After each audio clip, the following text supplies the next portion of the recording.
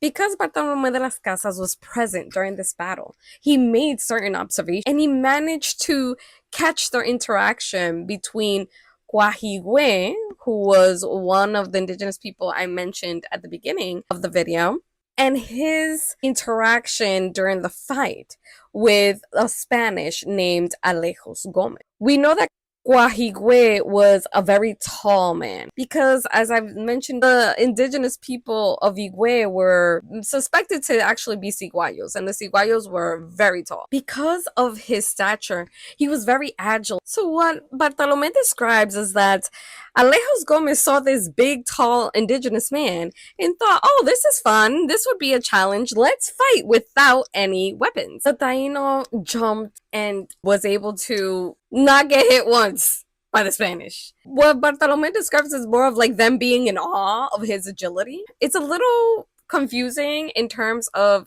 to distinguish if this is like a legend or if this actually happened.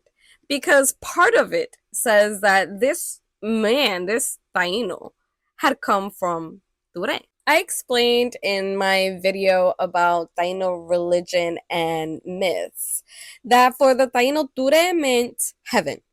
So many cronistas said that the Tainos believed that the Spanish came from Ture or from heaven. And his main purpose was to basically distract the Spanish so that the elders and caciques of the different yucayeques could have that meeting in Anamuja or Anamuja. So it's kind of hard to understand if this was like an apparition. Was he a ghost? Because he was able to avoid being injured by Alejos Gomez, but also by two other Spanish. In the end, the indigenous people that were watching this, because supposedly the battle stopped to watch how Guahigüe outmaneuvered these people. The people who were observing began to laugh at the Spanish. Bartolomé says that this battle lasted from 2 o'clock in the afternoon until nightfall, and that the next day, not one of the indigenous people who were battling against the Spanish appeared because the battle obviously stopped at nightfall. Everybody went to sleep. So when they saw that nobody came, the Spanish went out to the Yucayeques to find them. And it was apparent that COTUBANAMA's entire Yucayeque had disappeared. They proceeded then to hide in the jungle. Bartolomé de las Casas says that the Spanish began to hunt down all the people who had escaped. And some of the Spanish were so good at tracking people that they could smell just a little bit of smoke from their fires or a twisted leaf that was just a little bit off, and they could find the natives anywhere in the mountains. So they would find them, grab them, at times obviously kill them, and then at other times torture them so that they would give the location of other people who were hiding in the mountain. And since these were captives and rebels against the crown, they were automatically enslaved. So that's how they used them as slaves. They would gather up to 20 indigenous people and would force them to forage for food and for roots. Because they had the same problem as they had in the first war against Higuey. They forgot to plan for supplies. And so some were fighting and some were starving. That's just smart. The roots that the natives would dig up were called guayagas. And this root was indigenous to Higuey, meaning that they didn't find these in other areas of the island. So the Tainos of Higuey, they had figured out a way of using this root that was poisonous.